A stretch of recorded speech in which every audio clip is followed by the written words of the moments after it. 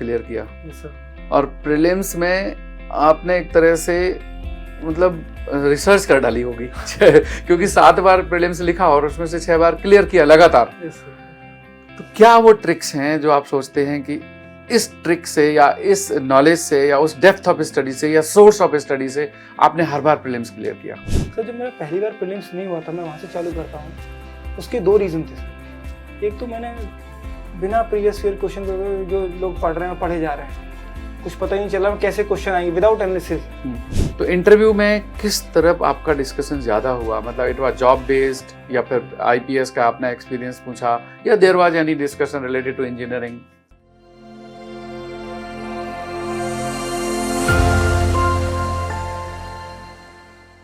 दोस्तों, आज के सिविल सर्विसेज 2022 टॉपर स्टॉक में मेरे साथ हैं महेंद्र सिंह और ये it was his 7th attempt.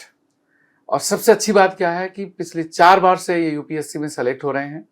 7 में से 6 बार इन्होंने प्रीलिम्स क्लियर किया और इंटरव्यू तक पहुंचे और 4 बार फाइनल सिलेक्शन हुआ। पहली बार इनका जब सिलेक्शन हुआ तो इंडियन रेलवे पर्सनल सर्विसेज इनको अलॉट हुआ। सेकेंड टाइम है Indian railway traffic services. Third बार इनको जो मिला वो आईपीएस यूपी कैडर मिला, इंडियन पुलिस सर्विस। और इस बार ऑल इंडिया रैंक 50 इन्होंने अचीव की है और इस बार इनको इंडियन एडमिनिस्ट्रेटिव सर्विस मतलब आईएएस मिलेगा। So first of all Mahendra ji, congratulations. Thank you sir. और इनकी एक और इंस्पायरिंग जर्नी में बताना चाहूंगा कि आईआईटी खड़गपुर से करने के बाद पहले इनका ऑप्शनल ज्योग्राफी हुआ करता था और लास्ट के 2 अटेम्प्ट में इन्होंने ज्योग्राफी से ऑप्शनल को स्विच किया, सिलेक्शन होने के बाद स्विच किया और एंथ्रोपोलॉजी से, और पिछले 2 बार से एंथ्रोपोलॉजी। और एक और अचीवमेंट कि इस बार इनके इंटरव्यू में one of the top scores, I will say 198 is a very good score. So this is his achievement. Mahendra, हम स्टार्ट करते हैं डिस्कशन की। आप यूपी के रहने वाले हैं, बुलंदशहर के। Yes sir.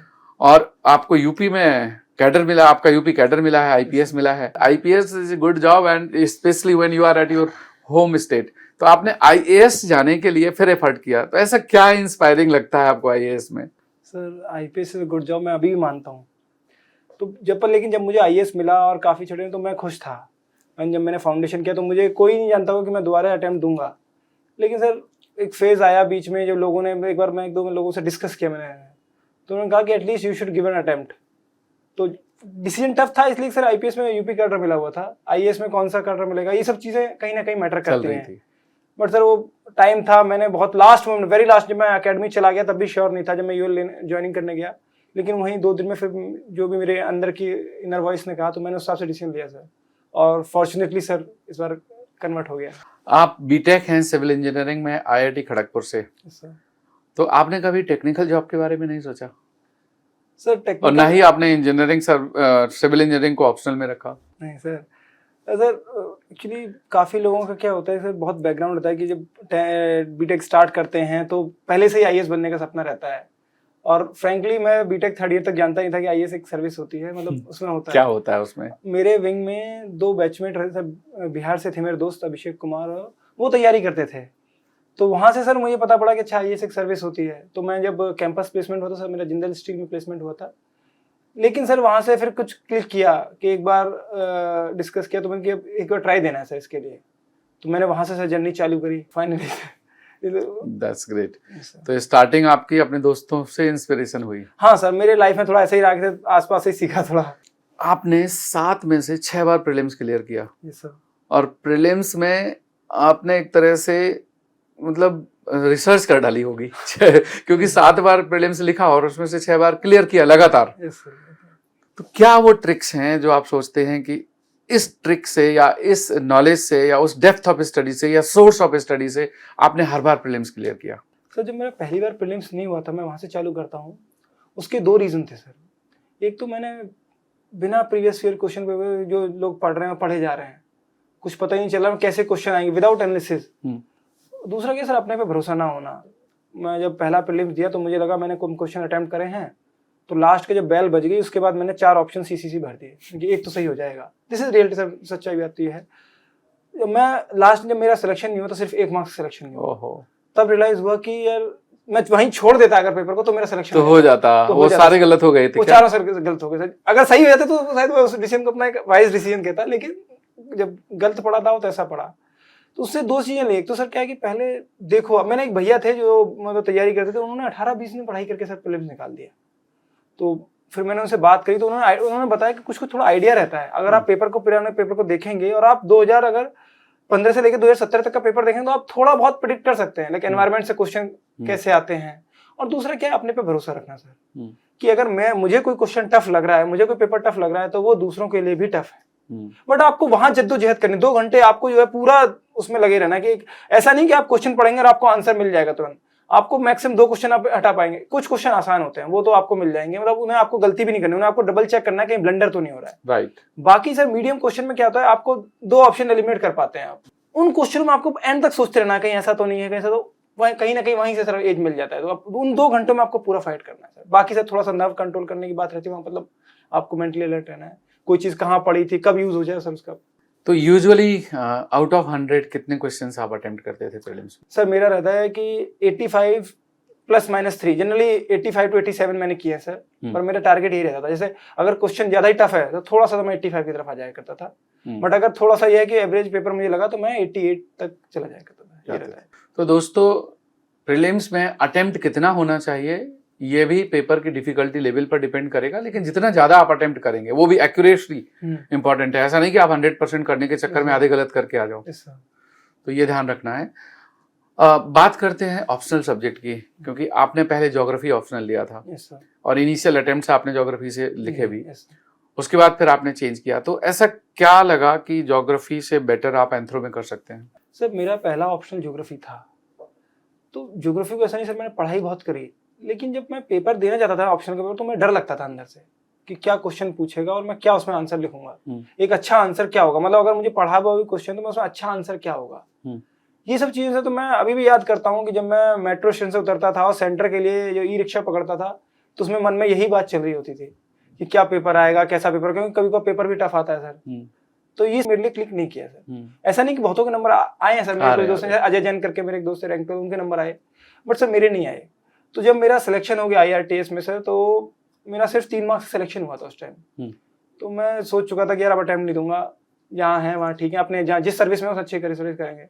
पर सर मन में एक चीज थी, कोई दूसरा ऑप्शन लेके देना है। और मैंने कहा सर अगर कहीं सिलेक्शन नहीं, 3 नंबर कहीं भी कम हो सकते थे, मेरे इंटरव्यू में कम हो सकते थे, मेंस में कम हो सकते थे, तो एक चांस मिला है तो क्यों ना उसे लेके दिया जाए सर। तो फिर मैंने सर ऑप्शनल का क्या है कि सोचा कौन सा ऑप्शन लूँ। मैंने आई ट्राइड, मतलब बहुतों में देखा, संस्कृत तक मैंने देखा कि ये भी ले सकते हैं कि ले सकते हैं, क्योंकि टाइम फ्रेम कम था। एक्सप्लोर किए सारे ऑप्शंस? सर एक्चुअली सिलेबस देखा, लोगों से बात करी, एटलीस्ट ये किया सर। तो फाइनली सर एक किसी फ्रेंड के सजेशन से और मैंने एंथ्रोपोलॉजी ऑप्शन लिया, दैट क्लिक फॉर मी। तो दोस्तों एक चीज तो है कि हर ऑप्शनल अच्छा है, डिपेंड करता है कि किसको कौन सा ऑप्शनल क्लिक करता है, आपकी आंसर राइटिंग कैसी है, आपकी कैलकुलेशन कैसी है। अब जैसे आपने ही सिविल इंजीनियरिंग से बीटेक करने के बावजूद आपने सिविल को नहीं रखा, तो इट ऑल डिपेंड्स कि आपकी पर्सनल इंटरेस्ट क्या है और किस फील्ड में आप अच्छा कर सकते हो। इस बार भी अगर हम देखें टॉप 50 या टॉप 20 में तो हर ऑप्शनल के बच्चे हैं। Yes sir. तो ऑप्शनल तो सारे ही ठीक है, डिपेंड्स कि आपकी अपनी पर्सनल लाइकिंग क्या है। Yes sir. Sir actually anthropology option में इसलिए क्लियर क्योंकि मुझे पढ़ने में सर तो मेरे मजा आने लगा। जैसे आप देखेंगे सर 2020 का एंथ्रोपोलॉजी मैंने पहली बार पेपर दिया था, बहुत टफ था। और उस केस में क्या हुआ कि सर सबको पेपर 855 पे मिल गया, बट हम क्या थे कि एंथ्रोपोलॉजी के 2 बच्चे अलग रूम में बैठे थे। अच्छा। वहां तक सर पेपर आने में सबके बैठ गए, हमारे बैठाने हैं। तो वो पेपर मुझे 8 मिनट में अभी याद है 8:59 और कुछ सेकंड पे मिल रहा था मुझे। तो स्टार्टिंग में नर्वस हो जाते हैं सर, 1 मिनट वेस्ट हो गया सर, लेकिन 2 मिनट भी मैटर करते हैं सर कि क्वेश्चन सेलेक्ट करने में सर टाइम लग जाता है। लेकिन उसके बावजूद सर मुझे ऐसा भरोसा था कि मैंने पढ़ाई की है अच्छे से, तो वो बेसिस रहा मेरा सर एक्चुअली। That's good. जैसे ऑप्शन अपने एंथ्रो का स्कोर क्या रहा इस साल का और लास्ट ईयर का, कितने मार्क्स थे? सर इस साल मेरे 280 रहे हैं और लास्ट ईयर मेरे 271 थे सर, 2020 में। बहुत अच्छा स्कोर है आपका, 280 एंड 271 इन करंट सिनेरियो, तो दिस इज गुड स्कोर। तो दोस्तों ये तो ऑप्शनल की हम बात कर रहे थे। अब महेंद्र जी आपसे बात करते हैं कि इंटरव्यू की। इंटरव्यू को अभी आपका एक लंबा एक्सपीरियंस है, आपने इतनी बार इंटरव्यू दिए and this year you scored 198। तो इंटरव्यू में किस तरफ आपका डिस्कशन ज्यादा हुआ, मतलब इट वाज जॉब बेस्ड या फिर IPS का आपने एक्सपीरियंस पूछा या there was any discussion related to engineering? Sir it was a more of mixed. IPS से ज़्यादा नहीं पूछा, एक्चुअली मैं प्रिपेयर करके गया था। IPS का जनरली हम जिस सर्विस में रहते हैं उससे उम्मीद करते हैं पूछा जाएगा, लेकिन आईपीएस से नहीं, सिर्फ एक ही सवाल पूछा था कि भाई आईएएस जो था, अदरवाइज रेलवे से पहला क्वेश्चन पूछा, एक रिफॉर्म हुआ है, आईआरएमएस बनी है सर, तो उसका क्या स्टेटस है, आपका क्या व्यू है, ये पूछा था सर। बाकी सर कुछ होम स्टेट पे बेस्ड था, लाइक नोएडा के बारे में पूछा कि कॉन्क्रीटाइज जंगल बन रहा है, इसे उसी टाइम पर सर जब मेरा इंटरव्यू था तो एयर इंडिया की डील हुई थी सर, जिसमें हमने 440 एयरक्राफ्ट खरीदे थे, उससे रिलेटेड, उड़ान स्कीम से रिलेटेड काफी पूछा। मेरी हॉबी है सर रैकेट स्पोर्ट्स में खेलता हूँ, जितने भी चारों रैकेट है, तो बैडमिंटन से रिलेटेड उन्होंने पूछा सर कि बैडमिंटन में आप मतलब वुमेन से रिलेटेड क्या इशू है कि नॉर्थ में इतना डेवलप नहीं है, साउथ में डेवलप है, वुमेन क्या चैलेंजेस फेस करती हैं। थोड़ा सा डाइवर्स रहा सर, करंट अफेयर्स भी था और डेफ भी था, बट पुलिस से क्वेश्चन ज्यादा नहीं थे। 7 years की स्टडी में बहुत सारे अप्स एंड डाउन्स आते हैं, कभी मोटिवेशन हाई होता है, कभी लो। इतने लंबे समय तक अपने आप को मोटिवेट रखना, मतलब कुछ तो आपने ऐसा किया होगा, क्या था वो इंस्पायरिंग फैक्टर? सर जब मैं सोचा था, तैयारी करने चालू किया, तो मैंने भी 2 अटेम्प्ट का सोच के आया था कि मैं 2 अटेम्प्ट करूंगा, निकाल दूंगा, लेकिन नहीं हुआ सर। तो एक चैलेंजेस सर ये आते हैं कि कभी को अपने भी डाउट करना चालू कर देते हैं।